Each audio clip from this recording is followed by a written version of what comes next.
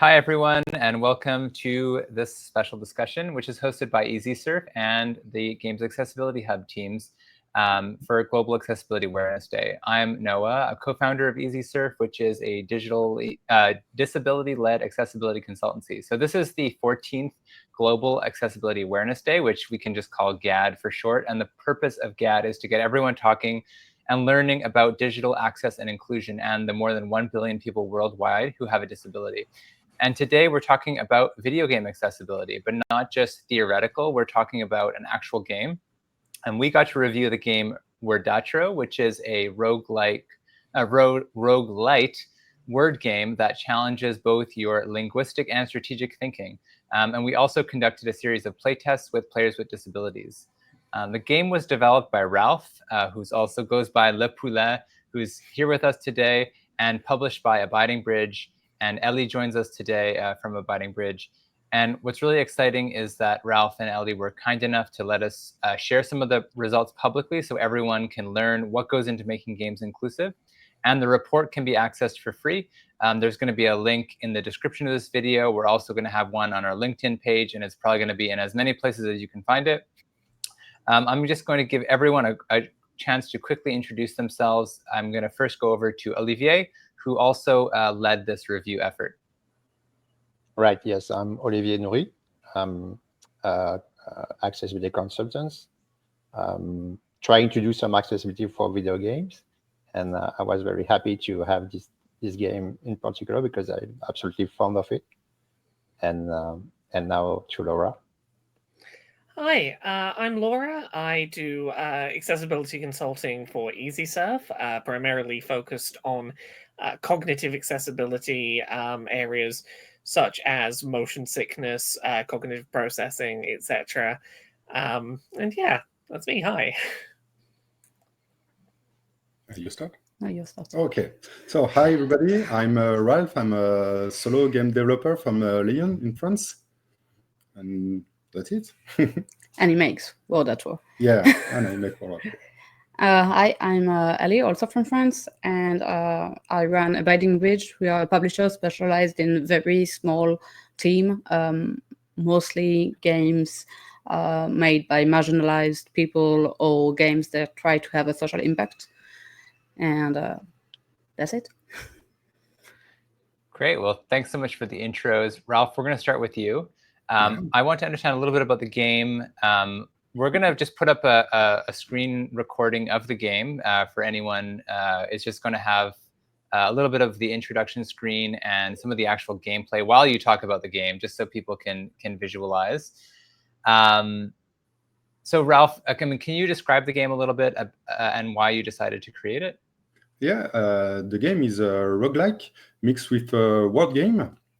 It's heavily inspired by Balatro, which is a game released in 2024, which combined poker and roguelike. But Balatro is a bit complicated. And I wanted to make a game simpler than Balatro. And I wanted to create something mixing roguelike, which is a genre I really like, and another more classical game like Scrabble, maybe. So I decided to work on it, make a prototype. So there is that's Wordatro. You have to make words to score some points. The number of letters give you a multiplicator, and some point on the letter make you score some points, and the multiplication of multi and points let you have a score. When you reach some target, you can have some bonuses, and with the bonuses you can score more points, but it's difficult to place some letter at the right place to make the good word and use your bonuses. Yeah, well, I think you achieved the goal that you were setting out to. I think the game's really fun. And when did you start building it? When do you think it could be released? Oh, when did I start? I started around 1 year ago. During holidays, I took some vacation, 5 days, and I build a prototype. And I make it tested by my friend, who love it immediately. So I decided to continue this this game. In July, I left my company to work exclusively on a small game. My initial plan was to create a game in 3 or 4 months to take advantage of the unemployment benefit I received for these 18 months. It doesn't go very well. It's 1 year for now. The initial plan was to increase the chances of one game becoming a success while gaining a lot of experience. So it started 1 year ago, and I don't know when it will be out. Soon, I hope. Soon. All right. Well, it is Global Accessibility Awareness Day, so I will have to ask, how familiar were you with accessibility before we did this review? Was it something that you thought about when you were building the game? Okay. In my previous company, I developed MMORTS for mobile, and I worked closely with UI and UX designers. Mobile gaming is an excellent school for learning about UI size, text visibility, and much more. But I didn't work on accessibility specifically, so there were a lot of things I didn't think about, and I think thanks to Olivier to reach me, because it's a big help for the game and for accessibility. Well, I think your game has a lot of really good accessibility built into it that I'm sure we're going to get into all of it, but I think you're already on the right track here. And the game was published by Abiding Bridge, as we mentioned. So Ellie, turning over to you, I want to talk a little bit about the publishing side. What made you want to publish this game? Well, it was my roommate originally who played the game and told me, "Oh, you have to publish this game," and he was really right. I really like the fact that it's as fun as Wordatro, but also very accessible to very wild audience. Like I think hardcore gamers really loving it, and also my grandparents as well. So that's something that really suits me. Also, Ralph is an amazing person and a very kind one, and is doing a lot for the game dev community. And working with someone like that who cares so much about the others is also something that is important to me. I like to work with good people. So it was also a big factor to choose to work to publish this game. And is accessibility part of the decision that you make, part of the publishing decision of which games you publish? Well, actually, 10 years ago, I used to run a playtest lab for indie games. So accessibility and onboarding and tutorial is stuff that is really important to me personally. So on every game we are working with, I'm trying to push accessibility and playtesting and stuff. But we're not pushing like too hard. If the dev don't want to do it, we say, okay, fine. If it's too complicated, we work with really small teams, and they don't have a lot of means, so we do what we can. It's not the first time we are working with Olivier and also EasySoft. We had the chance last year to have a review of Splash that was really wonderful. So it's cool to work on Wordatro and on its accessibility with you much more, and hopefully make a lot of changes. Right, so I guess maybe to the developers out there, so publishers are probably more likely to are probably more interested to consider publishing your game if you have a bit of accessibility.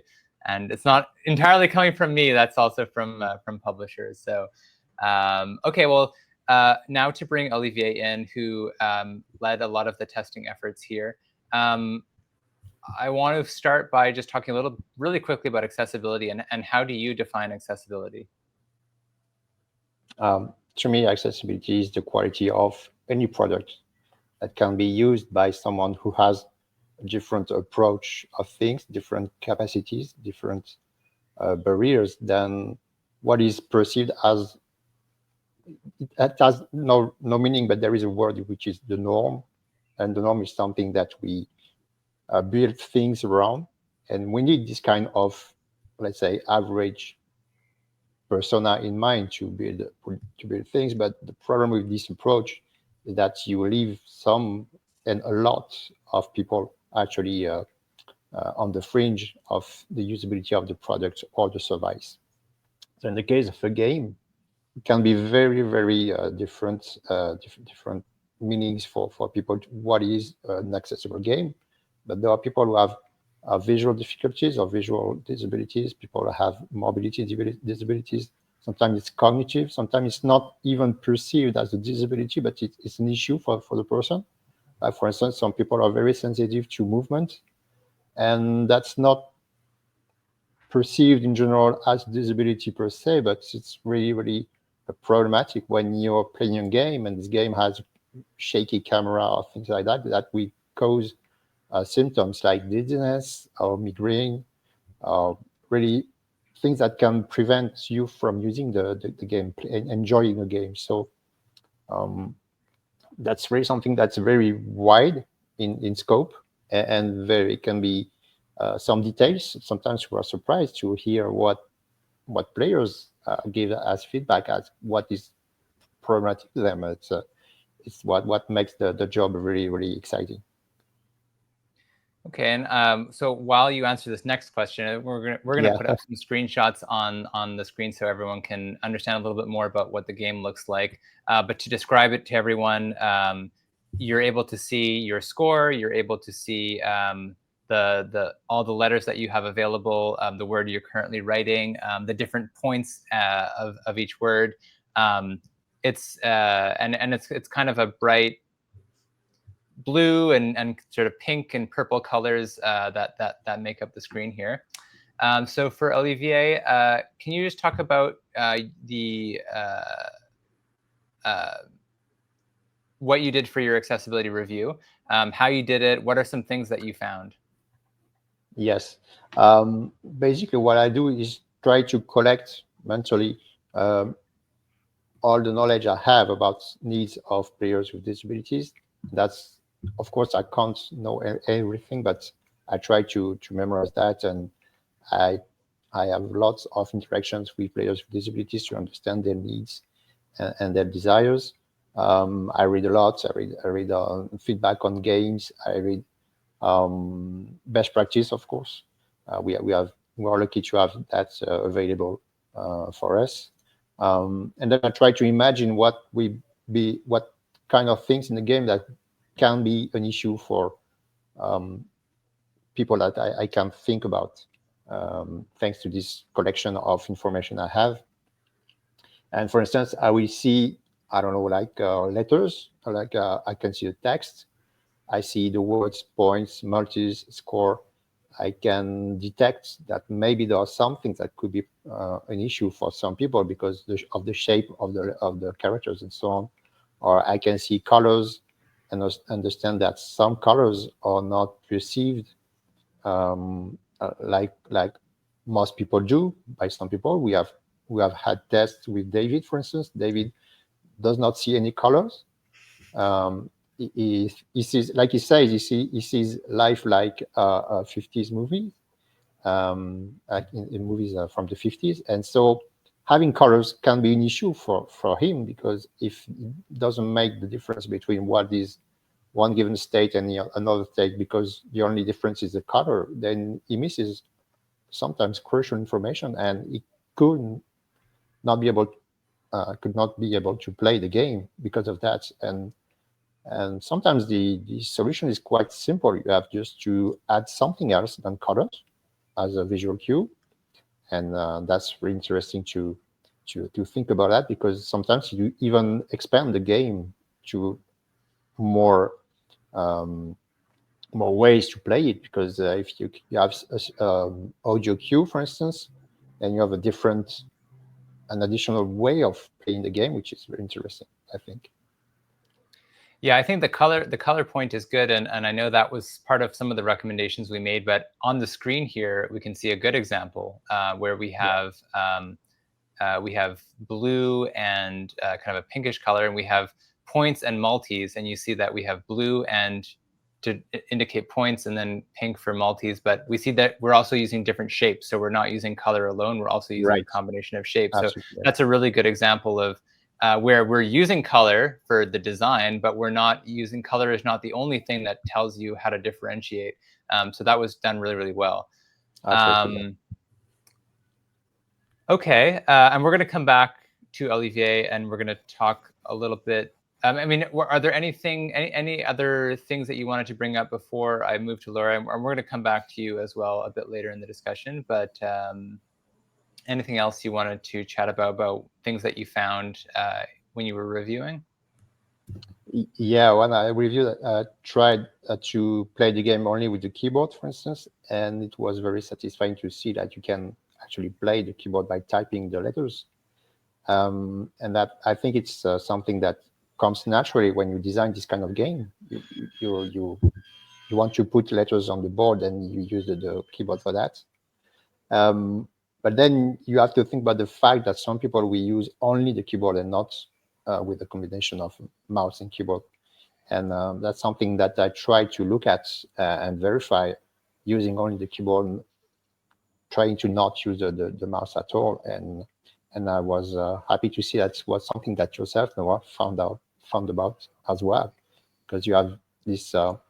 Maybe you can talk about how you played that game in tests. For sure, yeah. I'm going to jump into my part a bit later, but yes, yeah. I'm someone who really benefits from any game that's playable with keyboard, because I'm actually using voice commands. So I was able to do quite a bit, not quite everything, but I was also really happy to see that it could be done with keyboard. And there's a lot of things in this game that actually worked really well for me. But I'm going to go into all that after talking to Laura. So maybe I'll bring Laura in here. I really enjoyed watching your test, as always, Laura. So I'll start with the same question that I asked Olivier. How do you define accessibility? It's perhaps not a perfect definition, but I tend to think of accessibility as anything that is deliberately implemented to lessen unintended barriers.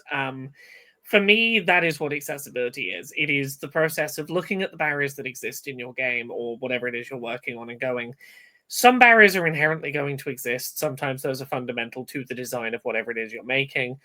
But where possible, are you aware of the barriers that exist and you've made the thought to go, is this a deliberate barrier? Is this a barrier that I want to be here? And if not, have I made the effort to think about who that barrier might be impacting and how we can reduce or offer alternatives around that barrier to make sure that no one's being unintentionally left out?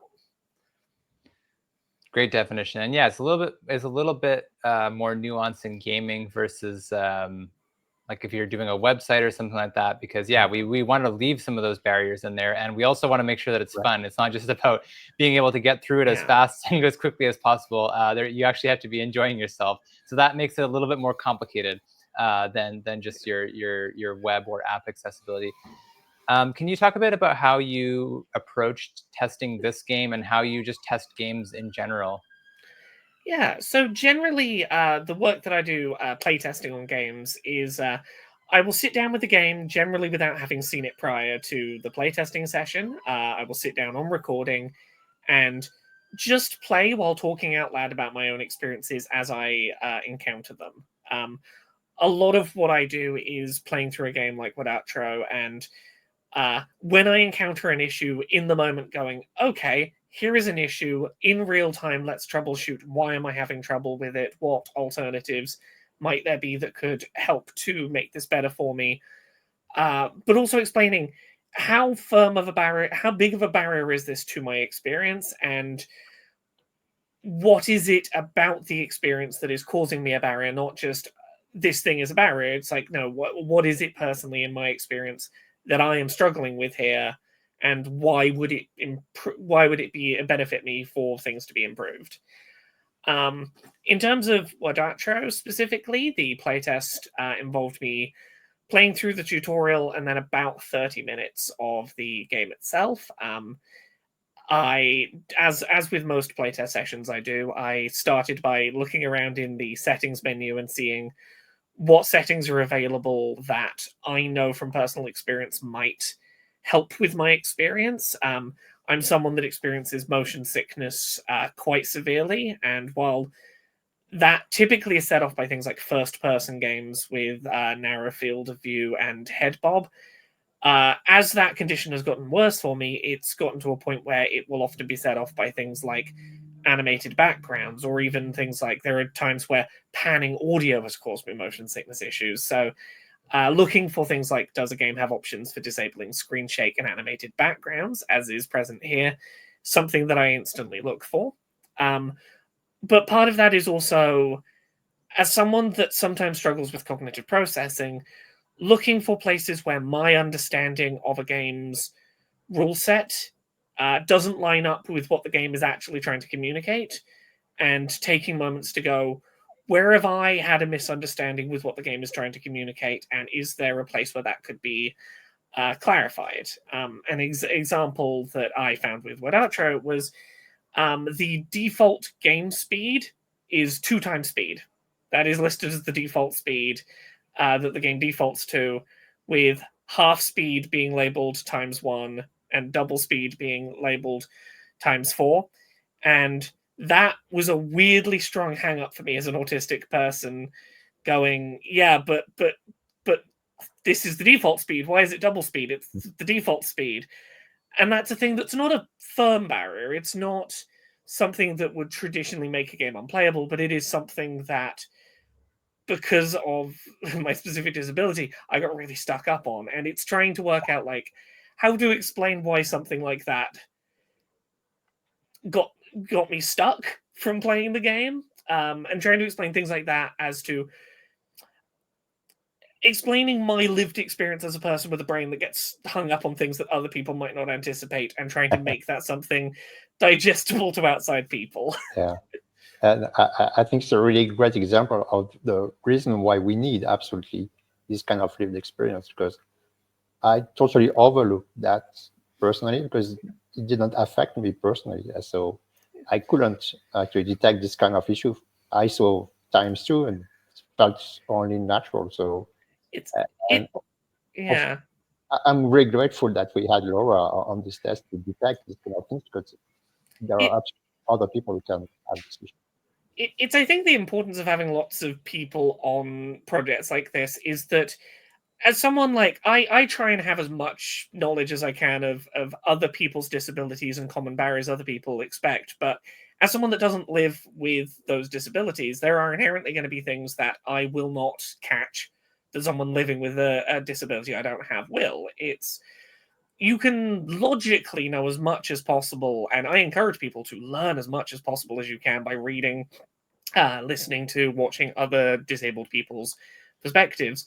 But ultimately, sometimes you might find a novel issue that you're only really going to notice if you live with the condition, that if someone hasn't talked about it being an issue in a different game before, you're not going to notice it there. And again, I think that's where the importance of specifically playtesting comes in, is finding the things that textbook knowledge doesn't always prepare you to notice.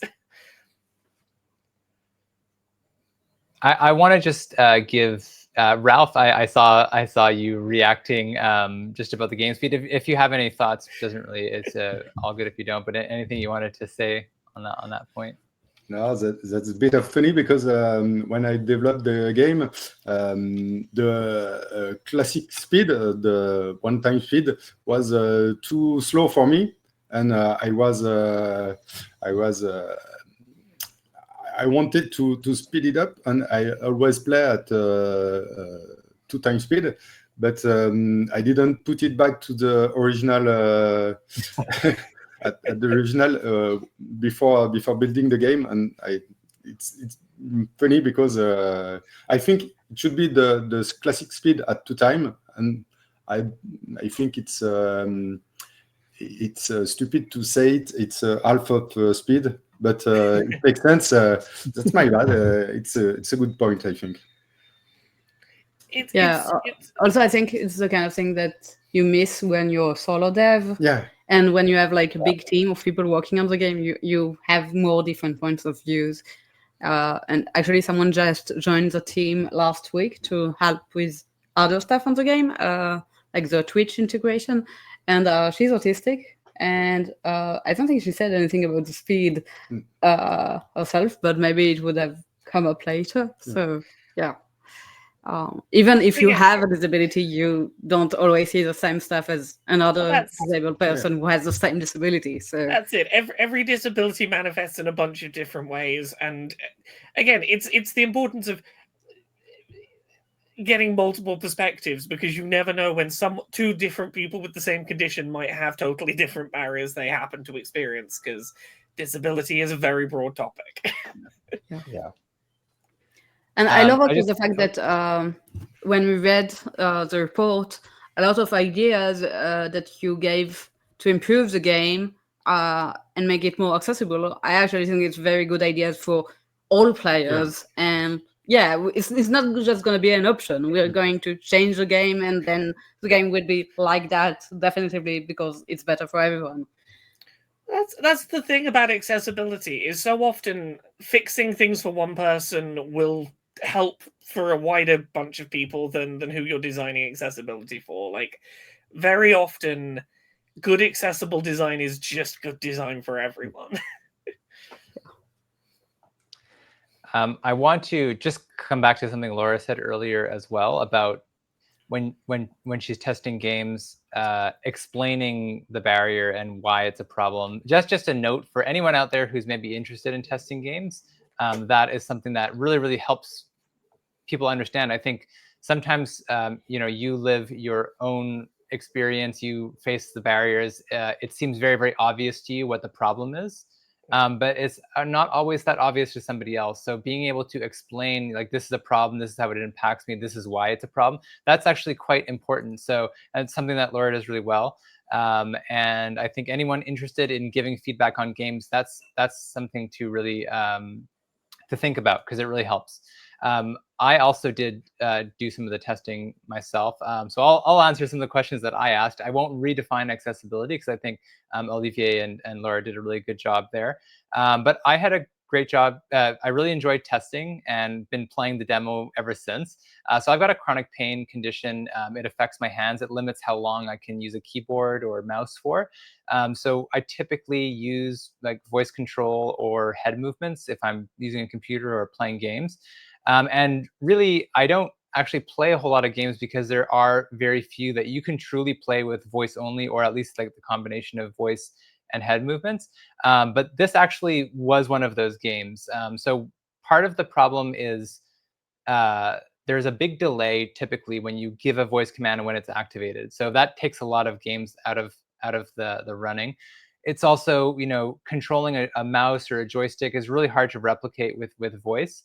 So yeah, it was nice to have a game like this that I could play the way that it was meant to be played, and use voice. So I tested it with a bit of an odd setup. So I was on a Mac with Parallels and Apple's voice control. That's just my preference of my preferred speech recognition software type. And what's good about this game is, like Olivier mentioned before, is that it's quite playable with keyboard. So when you're using voice, you can always just tell it, press this key or press that key. So as long as there isn't a timer or anything like that, you are able to get through anything that you could press with a keyboard. So that was really nice. I also like that, like I said before, like I feel like I just played the game the way it was naturally meant to be played. I'm not having to make a bunch of adaptations or feel that I'm playing some different way of playing the game.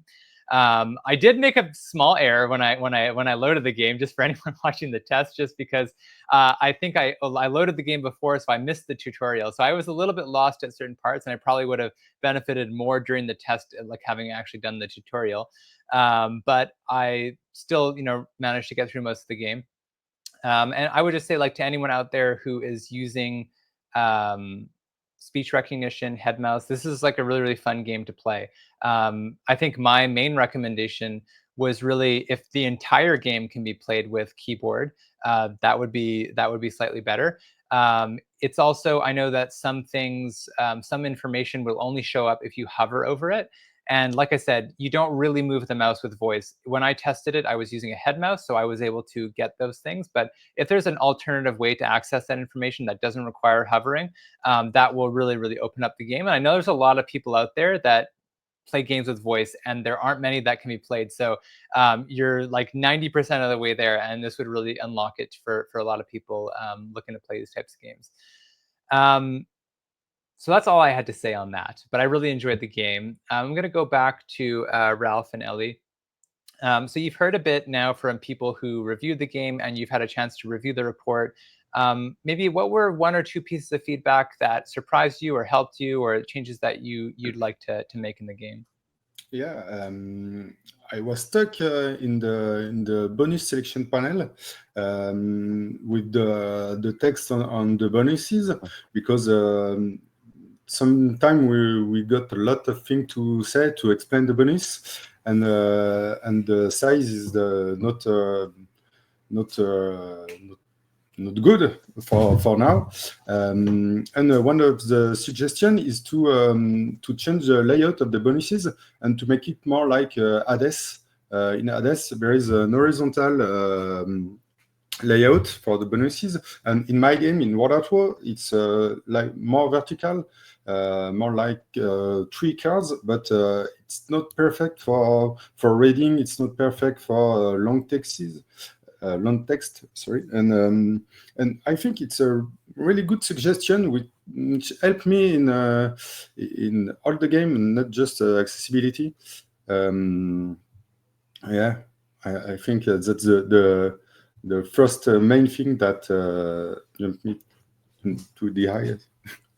That's really good, and we just put up a screenshot of that bonuses section.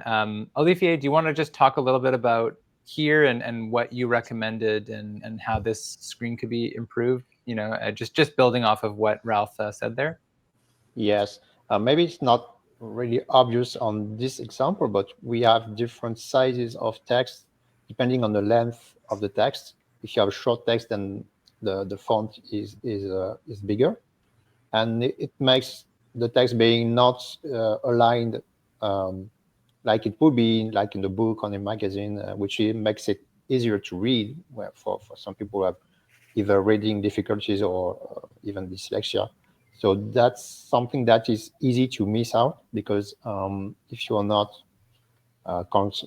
affected by this kind of issue, it doesn't matter a lot. You are able to read anyway.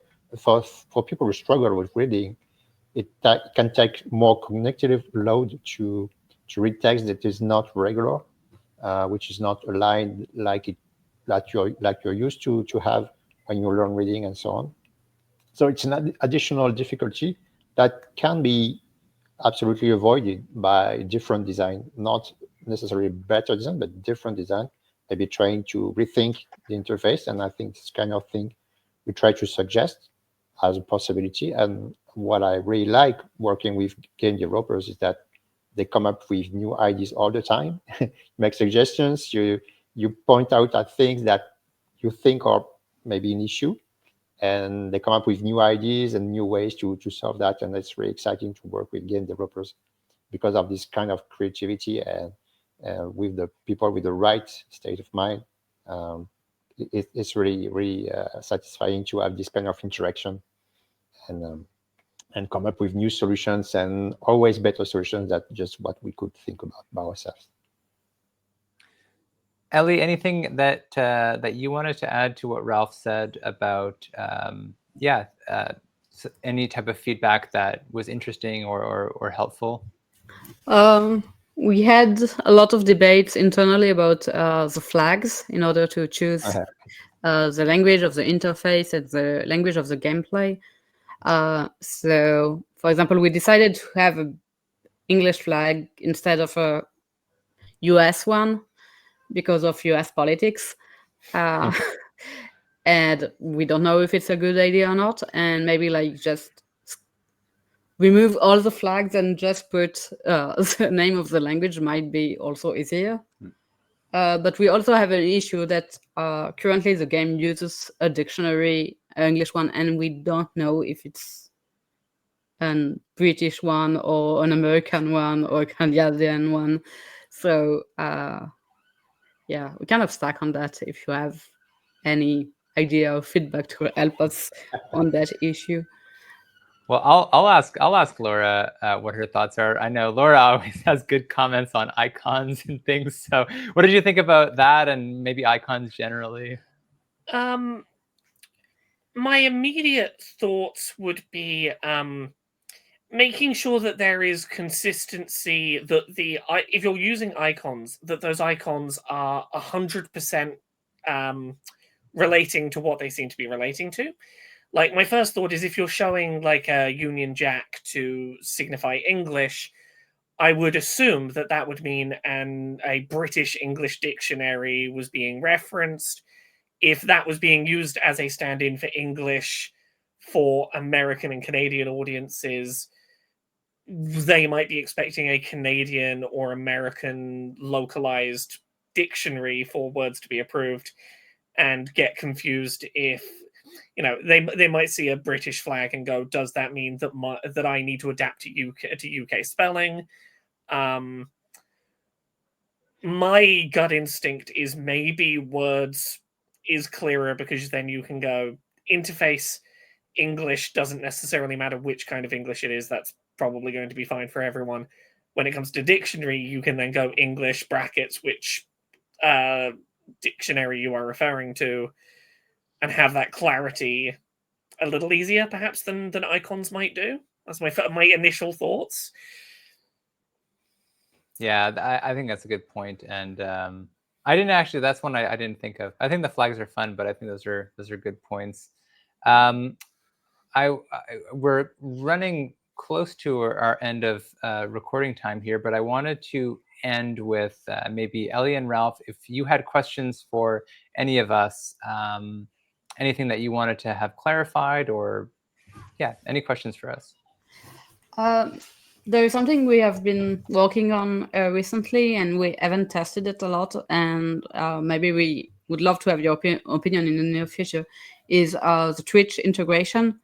So we want the chat and the viewers to be able to play with the streamer, and we worked on lots to make it understandable by the streamers and by the viewers, but we didn't try how disabled people could play in the chat of a streamer.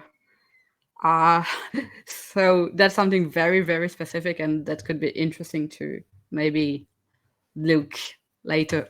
Probably not today, not now, but at some point. It's a new issue that could be interesting to solve. Well, Laura, I think that I think you might have something to say on that. Any thoughts on Twitch integration? Off the top of my head, immediate thoughts.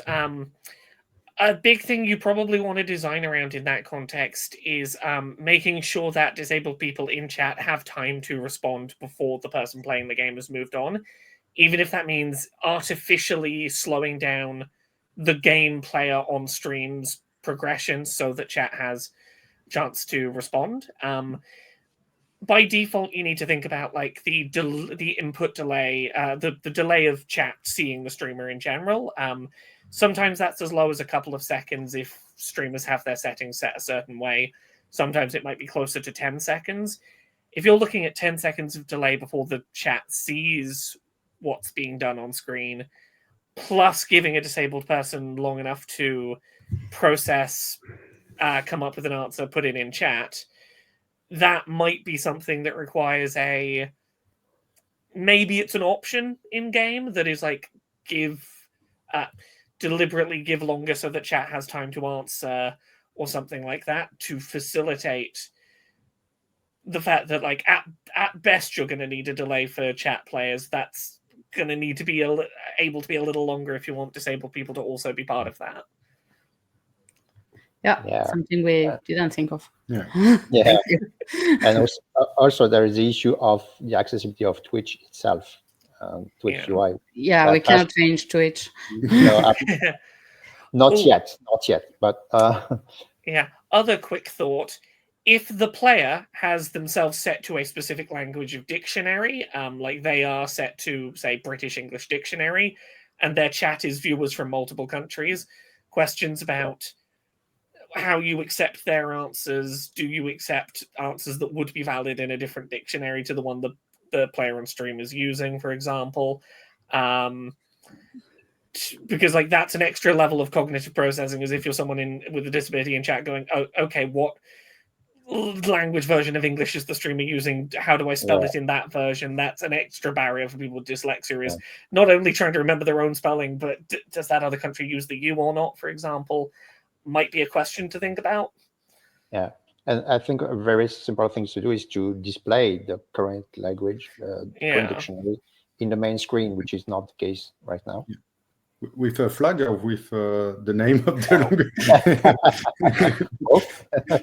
Okay. Again, my instinct is to say word again, because like since I was talking about it a second ago, great example of a country where flag isn't a particularly great signifier is Canada. If you put a Canadian flag, does that mean Canadian English or Canadian French? Okay. Absolutely, yes. Yeah. And like that's where a flag, particularly for countries with multiple languages, might not be as useful as it could be. That's going to be fun. Yeah. Yeah. And yeah, we're definitely happy to follow up and have a more in-depth discussion about the Twitch integration. I think that's an interesting aspect, and I think a lot we can do to help there. But we are pretty much just at time here. So I just want to say thank you to everyone who listened, and just give a chance to everyone on the screen to be able to plug themselves and promote their own stuff. You can find us at easysurf.ca. We have a LinkedIn page as well if you want to learn anything about us and what we offer. And you can always send me a message through email or on LinkedIn, and I always respond. Olivier, anything that any links or anything that you want to plug in here? Well, yes, same as you. We have a LinkedIn page that is our main way of communicating about our work. We operate in Europe, but we can work globally as well. We often work with EasySurf, and we are very happy with that. We try to combine our strength, which is more on technical reviews, and with yours, which is more on the player side. And I think we have a very well-working relationship here. Thanks. Laura, anything, any channels you want to plug or anything? Yeah, when I'm not doing playtesting work at EasySurf, I run a series called Accessibility, which is weekly videos and written articles talking about video game accessibility, attempting to talk about the basics of that in easily approachable terms. There's over 5 years now of weekly uploads for anyone who is looking for a resource to learn more about broad concepts of game accessibility. Yeah, I'd really recommend people checking out Laura's channel. Let's go with Ellie. Where can people find more about Abiding Bridge? Any work? Just please wishlist Wordatro on Steam. That would be great. Ralph, any other places people can find more about the game, about other things you've worked on? I'm not really into social media, but I have a Blue Sky account. I think it's poulet.bluesky.app. I think that's the link. My icon is a little chicken from side, black and white. That's it. All right, great. Well, thank you again, everyone, so much for joining. This was a lot of fun, and yeah, we're looking forward to sharing the report and hearing what other people think. Thank you. Thank you. Bye-bye.